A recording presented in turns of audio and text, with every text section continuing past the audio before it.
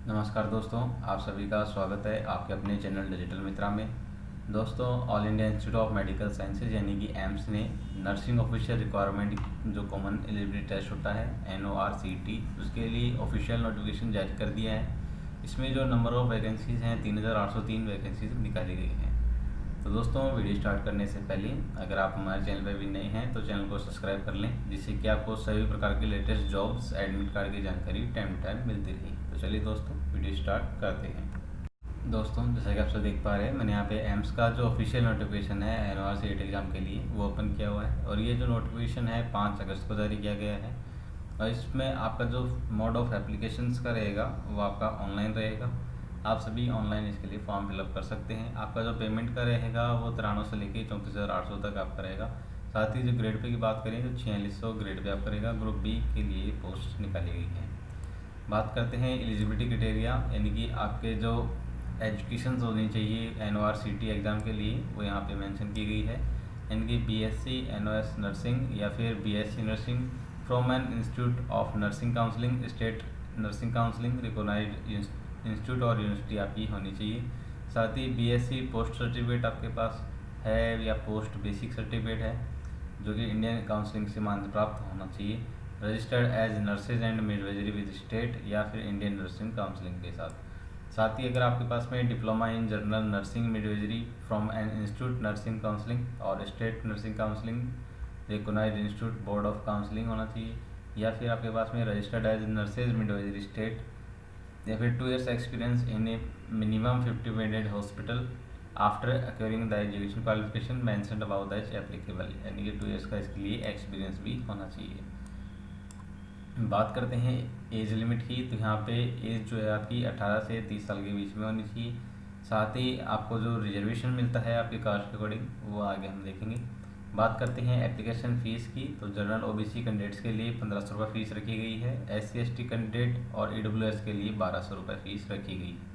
Person with disability के लिए कोई फ़ीस नहीं रखी गई है। साथ ही जो आपका मोड ऑफ पेमेंट का रहेगा वो आप debit card, credit card, net banking के थ्रू पेमेंट कर सकते हैं।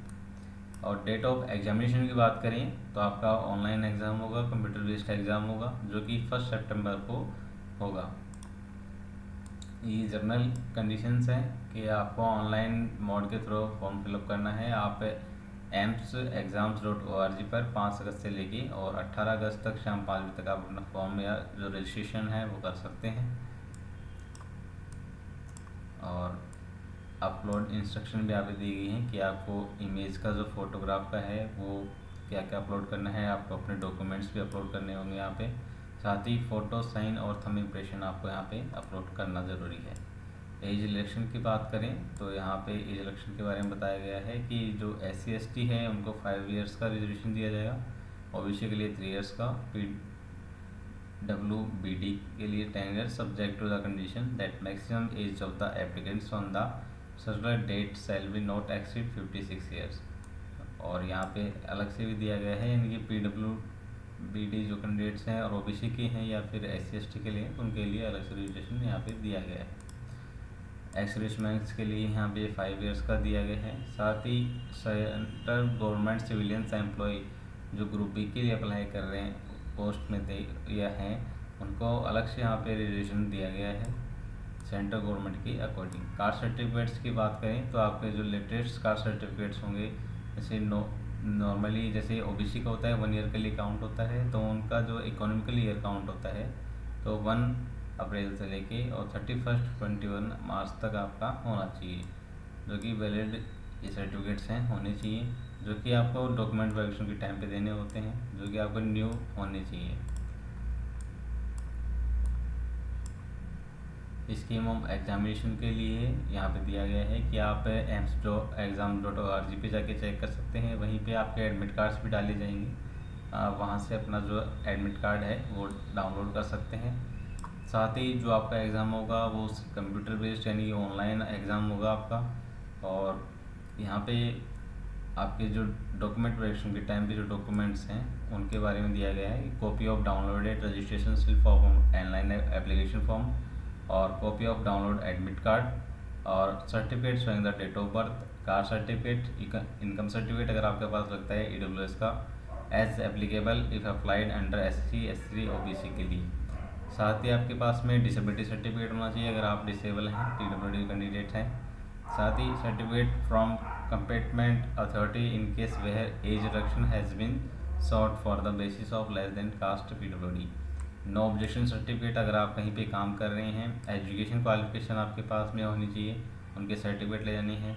INC स्टेट नर्सिंग के जो आपके सर्टिफिकेट हैं ऑफिसर्स के जो आपने कोर्स किया है उसके डिप्लोमा सर्टिफिकेट्स, एक्सपीरियंस सर्टिफिकेट अगर आपने कहीं काम किया है।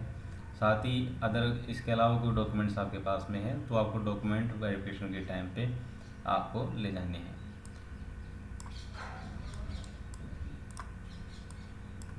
स्कीम ऑफ एग्जामिनेशन की बात करते हैं, यानी कि पैटर्न जो आपका रहेगा एग्ज़ाम का, उसमें जो ड्यूरेशन ऑफ एग्जामिनेशन का रहेगा वो 3 ईयर्स का, यानी कि 180 मिनट्स का आपका एग्ज़ाम होगा। इसमें 200 MCQs ऑफ 200 मार्क्स के आएंगे।